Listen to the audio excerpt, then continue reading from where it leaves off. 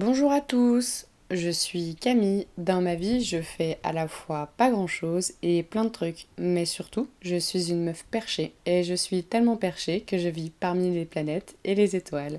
C'est mes copines, tu vois. Du coup ici, moi et mes différentes personnalités, on te parle d'astrologie. Alors, j'espère que vous allez tous bien. Je voulais vous faire une petite note hier à partager sur ma communauté, mais je ne peux pas parce que je n'ai pas assez d'abonnés. Donc n'hésitez pas à partager mon contenu à vos proches, comme ça je pourrais vous proposer des petites notes de récap entre chaque vidéo que je fais. Surtout que je fais les transits par saison, donc en un mois il peut se passer beaucoup de choses. Sinon en attendant vous pouvez me retrouver sur Instagram, j'ai mis le lien en dessous où vous pourrez voir le reste de mon contenu artistique, mes recherches d'inspiration pour chaque épisode, etc. etc. Et sinon, la petite note que je voulais vous partager, c'était en rapport avec la pleine lune du 13 juillet qui a été très très intense. Je pense qu'elle restera gravée dans les annales, celle-là. De mon côté, ça a été très intense, du coup, au niveau énergétique, la semaine passée, et j'ai pu constater autour de moi que je n'étais pas la seule à le vivre. Alors effectivement, la pleine lune a réactivé notre Pluton, qui est en rétrogradation, et perso, j'ai ressenti énormément d'angoisse, de doute et de peur. Alors je sens que pour cette semaine, ça va être un peu plus au calme, mais nous n'avons pas encore terminé avec ces énergies qui vont rester assez intenses jusqu'à la fin de l'été. D'ailleurs, n'hésitez pas à me dire en commentaire comment vous êtes sentis pendant cette pleine lune. Voilà, voilà.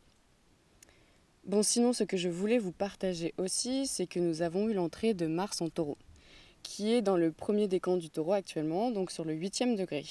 Et notre petit Mars nous invite à ne rien lâcher de ce que nous avons entamé. Donc nous devons persévérer et son influence se fera ressentir surtout pendant la saison du lion qui arrive. D'ailleurs, je vous expliquerai ça plus en profondeur pour l'épisode sur la saison du lion 2022 parce que nous aurons le droit à une conjonction entre lui et Uranus qui n'est pas arrivée depuis janvier 2021, donc presque un an et demi. Donc nous avons le droit à un nouveau cycle entre ces deux-là, sauf que cette fois-ci, ça se passe en pleine saison du lion. Et nous aurons le droit aussi à l'influence de Saturne en Verseau. Bref, si vous pensiez que l'intensité était passée, je pense que pour la saison du lion de cette année, ça va être corsé. Parce que tout va se dérouler entre ces trois signes presque, qui sont des signes fixes, et clairement, c'est de la résistance qui ressort. Donc voilà, je vous inviterai à aller regarder le prochain épisode sur la saison du lion, comme ça vous en saurez un petit peu plus pour cette saison. Bref, sinon c'était ma petite introduction. Voilà, sinon je viens te parler d'Uranus qui transite actuellement le signe du taureau. Donc j'en avais déjà parlé, mais là je te fais un épisode consacré à Uranus en taureau. Alors pour le récap, Uranus est officiellement rentré en taureau en mars 2019 et il rentrera chez les Gémeaux en mai 2026. Donc actuellement, au moment où je fais cette vidéo, Uranus est sur le 18e degré du taureau. Alors pour rappel, Uranus est une planète transsaturnienne, c'est-à-dire qu'elle se situe juste après Saturne. Les planètes transsaturniennes, on les appelle aussi les transpersonnelles, car elles gèrent notre lien au collectif. Uranus est la première planète après Saturne. Dans ce qu'elle représente, Uranus vient casser, détruire, faire exploser tout le système de Saturne. Uranus est la planète qui nous permet de faire une révolution. D'où le petit pseudo que je lui ai donné du révolutionnaire du zodiaque. Uranus, en tant que porte d'entrée sur le collectif, nous invite à prendre aussi en compte le lien avec le monde qui nous entoure. Au-delà de déboulonner les systèmes saturniens, Uranus nous invite aussi à faire le lien avec un monde qui nous permettra de faire progresser les codes, les lois, les systèmes pour s'adapter aux changements.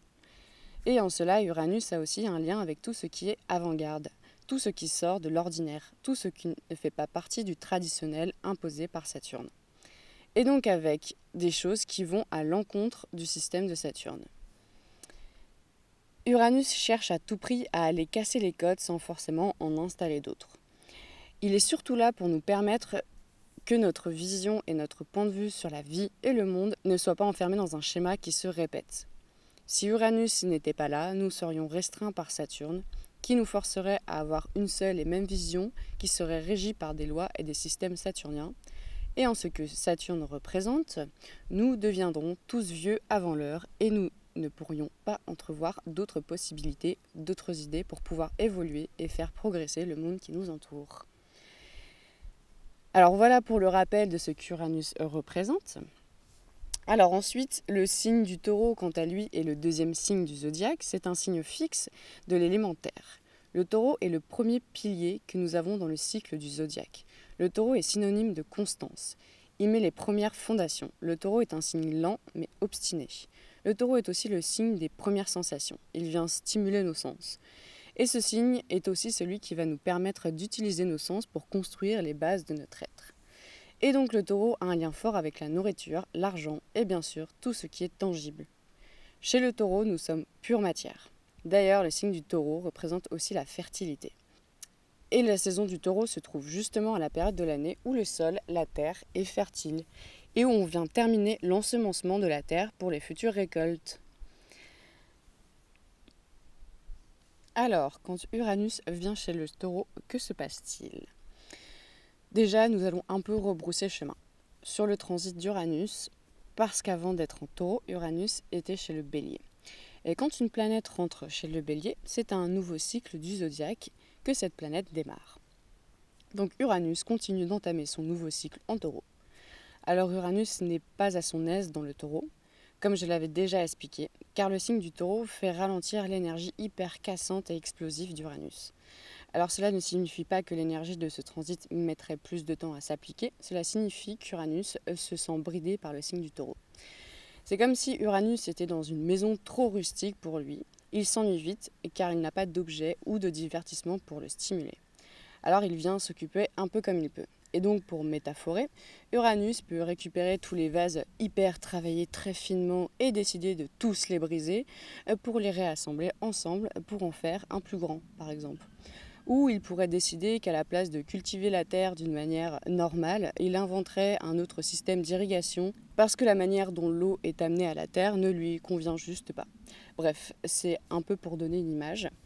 Voilà. Donc on peut comprendre qu'Uranus en Taureau va venir faire exploser et casser certaines choses tangibles juste pour se faire plaisir. Ah, sacré Uranus. Non, en vrai, c'est pas juste pour se faire plaisir, sinon ce serait un peu sadique quand même. Pour être un peu plus concrète, parce que j'ai pas le choix chez le Taureau, Uranus nous invite à venir transgresser les règles que Saturne a installées chez le Taureau. Le Taureau en tant que premier pilier, Uranus chez lui nous invite à casser ce pilier. Il vient nous inviter à faire exploser un fondement tangible sur lequel nous pouvons nous reposer. Alors cette fois-ci, ce n'est pas vraiment pour que lui se fasse plaisir, mais plus parce que nous n'avons pas vraiment le choix. Uranus, en venant briser ce pilier, nous invite à faire progresser ce fondement, à l'ouvrir sur autre chose. Alors comme chez le Taureau, on parle nature, nourriture et tout ce qui est pure matière, Uranus nous invite à briser nos ressources intérieures, ce sur quoi nous pouvons nous reposer et à venir les faire progresser. Et d'ailleurs, notre rapport à la nourriture est profondément transformé avec Uranus. On peut le voir dans le fait de vouloir retourner à une nourriture plus saine, bio et qui favorise les producteurs locaux par exemple. Ici, Uranus brise le pilier de l'industrie agroalimentaire par exemple. Il brise ce monopole et le système de production et de diffusion de la nourriture. Et bien sûr, toujours en rapport avec le système de production agroalimentaire, qui nous pousse à toujours en avoir sans se poser de questions, Uranus nous pousse à voir ses ressources autrement, c'est-à-dire à reprendre conscience que la nourriture n'est pas infinie, et aussi de revoir notre manière de consommer celle-ci. Arrêter le gaspillage, par exemple. Et puis dans la nature, il n'y a pas que la nourriture, il y a tout notre lien à elle. Uranus nous invite aussi à faire progresser notre lien à la nature. Il vient faire progresser les règles que Saturne avait mis en place pour cette nature. Uranus nous invite donc à questionner notre lien à elle, dans un premier temps. Bien sûr, ici, on peut parler de réchauffement climatique, par exemple, et puis il va aller à contre-courant de ce que l'on pensait de celle-ci, de penser que cette nature nous appartient, alors qu'en fait, nous faisons partie d'elle comme elle fait partie de nous. Sans cette nature, nous n'existerions pas. Ici, Uranus peut inviter à la préservation du vivant, de la faune et de la flore, comme envie d'aller à contre-courant de Saturne qui a surexploité cette nature. Bien sûr, le système occidental blanc patriarcal qui a dominé cette terre et ses peuples et a transmis ses idéaux et sa culture peut être représentatif de Saturne. Et Uranus vient faire exploser tout ça. Alors le taureau est aussi le premier signe dit féminin. Moi je préfère dire yin pour ne pas genrer les signes. Alors Uranus ici nous invite à la révolution des énergies du yin et donc des valeurs de celle-ci. En venant faire une révolution avec cette énergie, Uranus nous invite à adopter des énergies en lien avec notre humanité qui se rapprochent de choses plus naturelles, des choses qui sont simples et douces, et aussi notre lien à la notion de fertilité. D'ailleurs, pour le visuel que j'ai fait, j'ai utilisé la figure de la déesse Isis, qui est la déesse mère de la mythologie égyptienne. Mon choix n'est pas anodin, c'est même très politique. Car elle représente bien ce qu'Uranus nous invite à faire en transitant en taureau. Pour revenir sur la notion de fertilité, Uranus nous invite à faire progresser cette fertilité. Là, je vais rentrer dans une interprétation moins collective. Nous sommes invités à aller à contre-courant de ce que l'on pensait de cette notion. Nous sommes invités d'un point de vue personnel à transgresser les règles que Saturne a imposées sur cette notion. C'est venir rouvrir les portes sur une vision plus progressiste de la fertilité. Cette même fertilité que nous détenons en chacun de nous. Et donc ce sont toutes les choses qui peuvent devenir fertiles en nous qui sont poussées à voir le jour. Et ces choses fertiles vont nous amener à casser les systèmes saturniens que nous avons intégrés depuis bien longtemps. Cela peut être encore une fois notre rapport à la mère nature, mais cela peut être bien autre chose comme par exemple un talent latent jamais exploité. Plus généralement, c'est aussi reconnaître cette notion de fertilité comme une idée de progression pour une vision du futur. Et quand on pense fertilité, on pense potentiel de naissance. Et donc nos idées sur la maternité ou sur l'image de la mère en général sont poussées à être révolutionnées. Et en parallèle de ça, ce sont aussi notre rapport à la femme qui sont poussés à être révolutionnés et donc du féminin. Ici, je pourrais parler de l'utérus en analogie avec la Terre, qui est une représentation ancestrale de la mère, l'utérus comme réceptacle fertile qui donne la vie. Uranus nous invite donc à faire progresser notre regard sur ce symbole de l'utérus, du réceptacle qui donne la vie. Et puis Uranus, en tant que révolutionnaire, nous invite donc à utiliser l'imaginaire collectif de la Terre-Mère pour aller faire casser les codes saturniens. Alors mon côté féministe reprend un peu le dessus, mais c'est vraiment cette idée du féminin sacré qui reprend place, qui descend dans la rue, qui vient transgresser les règles pour permettre l'évolution. Bien sûr, cela ne s'applique pas qu'aux femmes, mais à tout individu. Et donc c'est pour ça que je parle de yin, car nous sommes tous invités pour ce transit à laisser notre énergie yin briser les règles, break the rules, you know. Et bien sûr, quand on parle d'énergie yin, c'est aussi l'énergie du recevoir. Déjà avec nos sens, les sensations que nous recevons dans notre corps, nos sensations qui viennent nous parler. C'est une communication non verbale qui nous apprend à écouter nos besoins et ce que nous sommes. Apprendre à recevoir les bonnes choses qui rendent fertiles pour progresser. Et bien sûr, c'est aussi écouter ces mêmes sensations qui nous permettra d'aller casser les codes saturniens. C'est un peu abstrait, mais je pourrais traduire ça par s'écouter plus sur ces mots, MAUX, pour éviter d'entraîner un enfermement psychique qui pourrait nous rendre vieux avant l'heure. Quand on parle de recevoir, on parle aussi d'argent. Et Uranus vient casser les codes de notre rapport à l'argent. Le système saturnien ayant mis l'argent comme philosophie, le capitalisme comme idéal de vie, nous sommes invités à aller à contre-courant de ça. Notre rapport à l'argent change et cela peut signifier que la capitalisation n'est plus une priorité ou que nous sommes invités à l'utiliser d'une autre manière. Ce transit nous invite à la révolution des fondations basées sur la constance du système saturnien.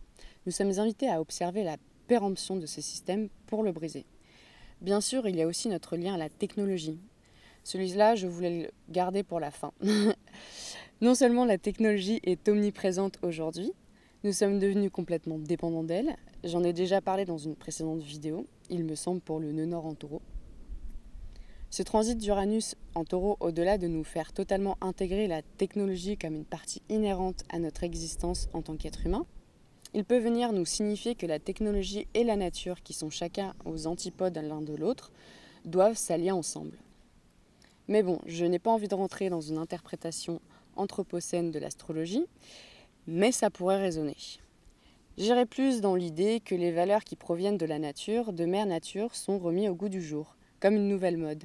Que finalement, ces siècles d'exploitation de mère nature ont fini par la rendre presque originale, tellement nous avons perdu le contact avec celle-ci. Et si nous partons encore du point de vue que Saturne est représentatif d'une idéologie occidentale blanche et patriarcale, alors Uranus en Taureau vient déboulonner cette idéologie à travers des valeurs de la vie naturelle, de la Terre, du cycle et du respect de celle-ci. Alors pour ce transit, nous serons invités à mettre en avant notre partie naturelle en nous et tout ce qui est du recevoir et de nos sens pour nous permettre d'aller faire progresser les systèmes saturniens. C'est en quelque sorte nous écouter plus, revenir à des choses simples, et vu que le taureau est aussi un signe lent, c'est revenir à une vision du futur où nous souhaitons prendre le temps, et peut-être ne plus être dans une surconsommation hyper rapide de tout ce qui nous entoure. C'est aussi retrouver l'originalité dans nos piliers intérieurs qui nous ressourcent, qui nous maintient dans un équilibre et une constance d'être. Je prends note de ce transit aussi personnellement parce que ça va me servir. Bon, sinon, les signes qui sont le plus impactés, qui sont dits en aspect de tension, sont déjà les signes du taureau, le scorpion, le verseau et le lion. Alors vous en avez pour votre instabilité, mes petits signes fixes. Là, on vous force à bouger. Et si vous restez trop fixe, justement, ça va faire mal au tournant. Donc garde pendant cette période à ce que cela ne vous pousse pas à être ultra impulsif. Préservez-vous et canalisez l'énergie vers quelque chose de constructif. Les signes qui vont se la jouer cool, j'accepte de bouger et de casser les codes, sont les signes du taureau, encore une fois, le capricorne et la vierge. Alors vous êtes ultra ok avec ce changement. Assez étrangement, l'uranien ne vous fait pas peur, il est devenu votre meilleur pote, donc profitez de cette période pour changer les choses que vous avez besoin de faire évoluer. Ce sera que du plus pour vous après. Sinon, vous risquez fort de rester sur vos acquis. Les signes qui sont en total échange d'idées révolutionnaires sont les signes du poisson et du cancer. Vous aussi, vous l'aimez l'uranien, il vous pousse à sortir de votre timidité, un peu d'électricité et vous devenez hyper magnétique. Donc vous aussi, vous profitez de cette période pour mettre en route les changements que vous souhaitez. Et puis pour les Gémeaux et la Balance, vous êtes dans le neutre, donc tranquille. On verra quand Uranus rentrera chez les Gémeaux. Bon, sinon, le transit d'Uranus en natal viendra nuancer l'interprétation que je viens de faire. Ceci n'est qu'une explication personnelle et comment je vois ce transit. Donc n'oublie pas que chacun doit faire son petit bonhomme de chemin. Et je te dis à plus dans le Cosmic Bus pour de nouveaux épisodes cosmiques.